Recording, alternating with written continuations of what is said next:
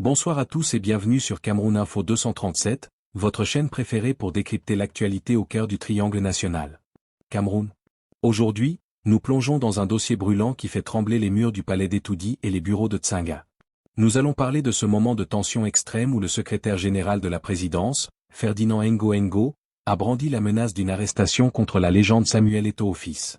Entre guerre d'influence, audit financier et pression populaire en pleine crise de la vie chère, nous allons vous révéler les dessous de ce bras de fer qui n'en finit plus, surtout après les récentes sanctions de la CAF qui viennent de tomber sur le président de la FECAFOOT ce 14 janvier 2026. Avant de commencer, si vous aimez notre travail d'investigation, donnez-nous un gros pouce bleu dès maintenant. Signe pouce vers le haut, cela nous aide énormément. Et si ce n'est pas encore fait, abonnez-vous et activez la cloche de notification pour rester scotché et ne rien manquer des mises à jour de l'actualité camerounaise. Si vous êtes prêts, on commence tout de suite. Yaoundé. Dans les couloirs feutrés de Yaoundé, là où le silence des moquettes épaisses étouffe normalement les plus grands secrets d'État, une tempête sans précédent a failli emporter la légende la plus populaire du pays. L'histoire que nous vous racontons aujourd'hui n'est pas celle d'un match de football, mais celle d'un bras de fer politique aux allures de thriller. L'instant où Ferdinand Ngo, le tout-puissant secrétaire général de la présidence, SGPR, a envisagé l'irréparable, l'arrestation de Samuel Eto'o fils. Le clash des titans, l'homme à la pinque, face au grand Mopao. D'un côté, Ferdinand Ngo. On l'appelle l'homme aux hautes instructions. À Etoudi, il est l'ombre du président Paul Biya, celui par qui tout passe.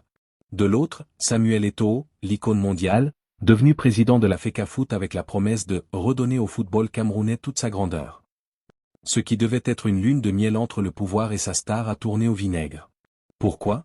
Parce qu'en 2024 et 2025, Eto'o a commencé à agir comme un électron libre. Entre la rupture brutale avec l'équipementier Le Coq Sportif, risquant des milliards de francs CFA d'indemnités, et le conflit ouvert avec le ministre des Sports sur le choix du sélectionneur Marc Bry, le T9 a défié l'autorité directe du SGPR. Exemple de la vie actuelle, imaginez un chauffeur de Benskin, mototaxi, à Douala qui refuse de s'arrêter au sifflet d'un commissaire parce qu'il sait que la foule est derrière lui. C'est exactement ce qu'Eto'o a fait face à la hiérarchie administrative. 2. Le mandat de l'ombre, pourquoi l'arrestation? Les textes et les rumeurs qui agitent le sérail révèlent que le dossier était prêt. Plusieurs motifs étaient sur la table pour justifier une interpellation. La gestion financière, des audits ont été demandés sur l'utilisation de l'argent public versé à la fédération. L'outrage, certains ont vu dans les vidéos où Eto'o s'oppose physiquement aux envoyés du ministère une rébellion contre l'État. La menace politique, la popularité d'Eto'o inquiète. Dans un pays qui prépare sa transition, voir un homme capable de soulever les foules dans chaque quartier, de briqueterie à Akwa, fait peur à ceux qui veulent garder le contrôle du palais. 3. Dans les rues de Yaoundé, un pays au bord de l'implosion. Si le mandat d'amener n'a jamais été exécuté, c'est parce que le pouvoir a mesuré le risque. À Tsanga ou à Mvogada, la question n'est pas de savoir si Eto'o a raison juridiquement, mais ce qu'il représente. Scène de vie, un soir de match au quartier Omnisport. Les discussions s'enflamment. Si on touche au grand neuf, le pays va chauffer, lance un vendeur de soja. Cette pression populaire est le gilet pare-balles de Samuel Eto'o. Ferdinand Ngo sait qu'arrêter Eto'o, ce n'est pas arrêter un simple gestionnaire, c'est s'attaquer à un symbole national alors que le coût de la vie chère, rend déjà les populations nerveuses. 4. La réconciliation de façade. En 2025, nous avons vu des photos de réconciliation à la présidence. On y voit Ngo et Eto'o échanger des poignées de main glaciales sous l'œil des caméras. Mais derrière les sourires, le jeu d'échecs continue.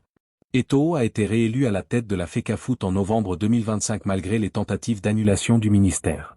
C'est une victoire par chaos technique pour l'ancien buteur, mais le SGPR n'a pas dit son dernier mot. Les dossiers dorment dans les tiroirs, attendant le moment où l'aura du footballeur faiblira. Conclusion, un équilibre fragile. Le reportage est clair, la guerre entre le palais et la fédération est le miroir des tensions du Cameroun moderne. Entre désir de contrôle absolu et émergence de figures populaires indomptables, le match est loin d'être terminé. Aujourd'hui, Eto'o est libre, mais il sait que chaque pas est surveillé par les hautes instructions de celui qui, un jour, a voulu lui passer les menottes.